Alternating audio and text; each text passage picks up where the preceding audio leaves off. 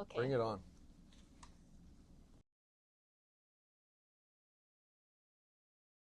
Welcome to Virgin Valley High School, home of the Bulldogs, hot ones. And first, the first sauce we're going to be trying is this Bulldog sauce. And this is our interview. We're going to interview Mr. Waite today. So, yeah.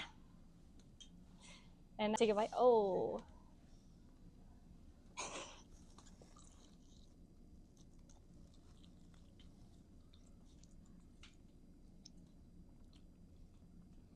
It's all right. Mm-hmm.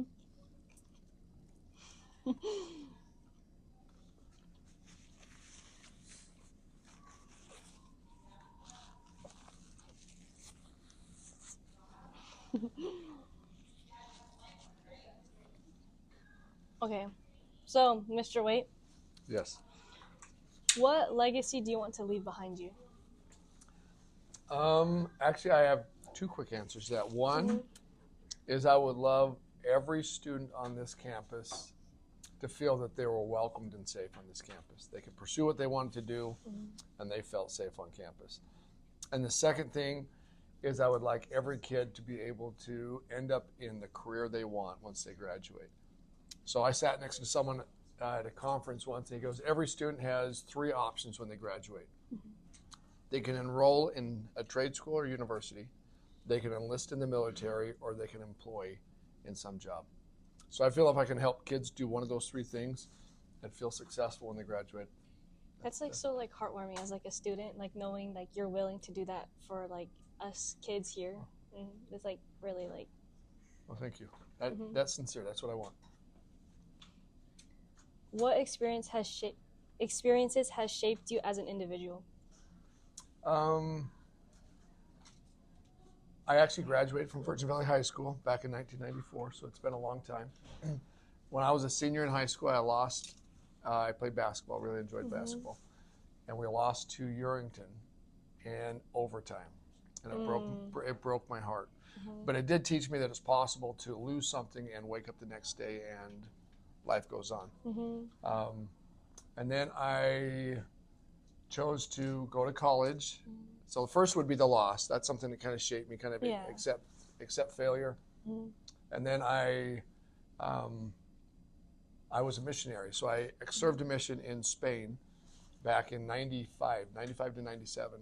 And it taught me how to serve people, that people are important, that people who are different than me are just different than me. And I'm not better or worse, they're just different.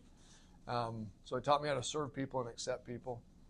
And then I would always say education itself, you know, a chance to be around other peers and read literature and learn stuff that I didn't know influenced who I am. That's like really like, that's what like build me as a person to like, just like revolve around that. Oh. All right.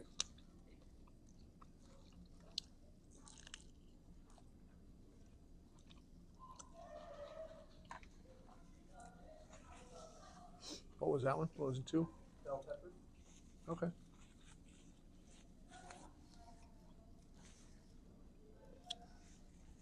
Thank you. You got on my nose.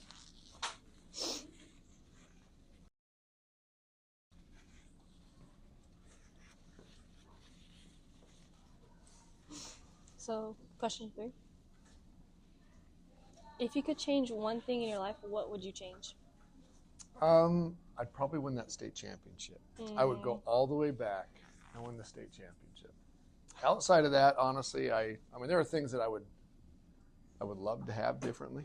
Like I would not drive a Traverse. I'd probably buy a 2013 Tundra, silver, blacked out for sure. But right now, my family's just a little too big for me to take on that. But most things kind of help develop who we are. So I'm not sure how much I'd change. That's like a really like deep like meaning. Like it has like a lot. I feel like I wouldn't change anything either. Like I just like, because like we can't always have what we want. That's right, and it's good that we don't. Honestly, it's a good thing that we don't have it. What's a childhood moment that shaped who you are today? So I grew up here. I grew up in Bunkerville. I was born in Arizona, moved to Bunkerville That's where my dad grew up. Actually, I grew up in the home that my dad grew up in. I had 5 siblings and my 2 older brothers. So I'm number 3. My 2 older brothers. There was a moment when my oldest brother was a senior, my second brother was a junior, and I was a freshman. And we all ended up on the same basketball floor together. So it was fun. I'm not sure how much it shaped me, but in the spirit of Virgin Valley, it was a moment when the three of the 5 basketball players on the floor were me and my 2 brothers. So it's just fun, kind of just something fun with high school. I really enjoyed high school. So that would be really fun, like playing with all your siblings and everything. Yeah, it was fun. Being able to be with them too. Yeah. Let's just say your whole family is drowning and you can only save one person. Who are you saving? I'd probably just dive in and drown with him, I guess. I don't know if I could handle the guilt of leaving. I don't know if I could do it. Yeah. So. That's a good answer too. I probably would have said something, but. Who would you choose? Maybe that's a better question for you. My dad. I would say my dad. Well, Jonathan. The hot wing we're trying next is the jalapeno one. Jalapeno.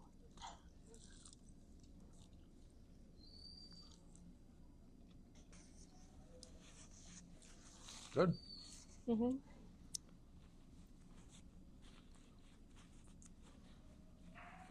They're not getting too spicy yet. No, not bad. What's the worst decision you made under pressure? Oh, let me see.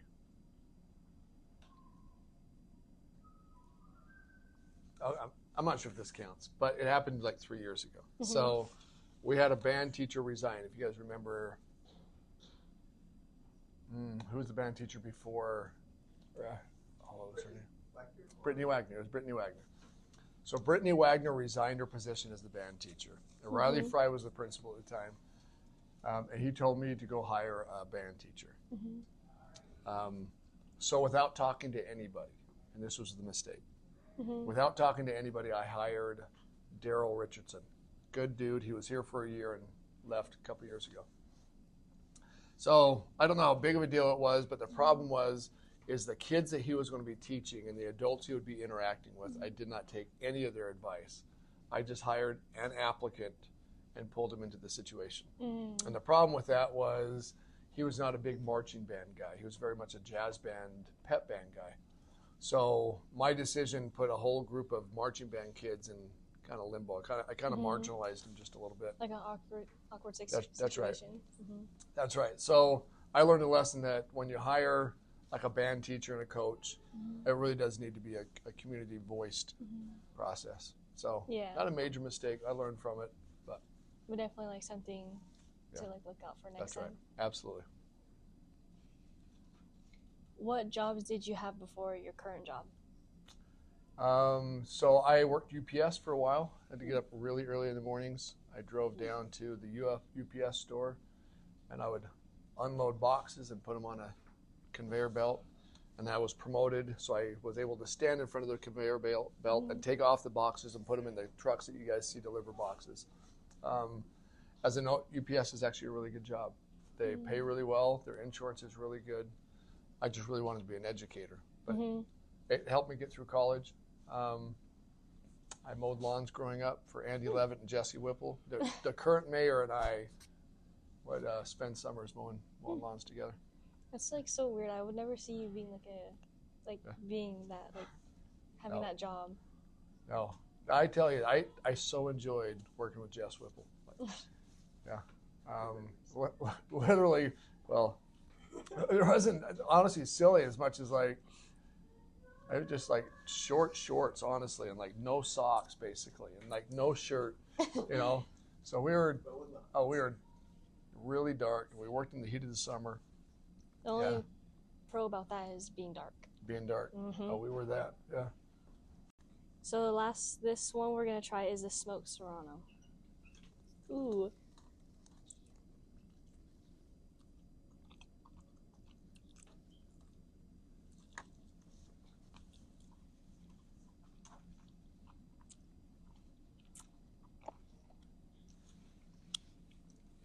It's not so bad, is it? Mm-mm. Tastes like barbecue good. almost. Yeah, it tastes good. Mm-hmm. Next question. What do you think the meaning of life is? So at one point I taught English. I'm not sure if you guys knew that. So I was an English teacher on campus. And on my wall, if you were to walk in my classroom, I had student work all over my wall. And one of the signs that I had on my wall, it had people, it had a line, and it had things. I would always go, people are more important than things. People above things. So I would say far and away the most important lesson I have learned, and maybe the moral of my life, is like it is much more important for people, for people to be valued than things to be valued. Yeah. So, people over things. I think that too. Like that, yeah. That's what I think the meaning of life is too. Because like the meaning of life has like such like a deep meaning to it than just like, oh, it's just life. I feel like. I think you're right. I think once we learn that people have value, regardless who they are, and sometimes the value is like, I've learned that it's not good for me to be around you because I get angry or frustrated. Yeah. And there's nothing wrong with like knowing who not to hang out with. Like knowing your self-worth. That's right. That's right. Okay. So that concludes our hot ones with Mr. Waite. And how did you like feel? Like, what do you think? Like, do you think it was like spicy at all, or like? I thought it was good. I was actually impressed that Mr. Roylance knows how to cook. You know, made all these things. Is much more capable than I am in that regard. So that's a good thing. Did it like get like your hot temp? Like, did like it like, or did it was it not that hot for you? It was okay. Here's what I admit. So you guys probably don't know this. In November of 2021, I had open heart surgery. So the food I put in my system was like needs to be really sensitive. So it didn't really impact me. So it was good. It was still good without like, putting my heart in a spin. It was still good without like the hotness. Yeah. So. Well, that concludes our hot ones, and thank you for watching, and thank you, Mr. Waite, for coming in. Anytime, whatever you need.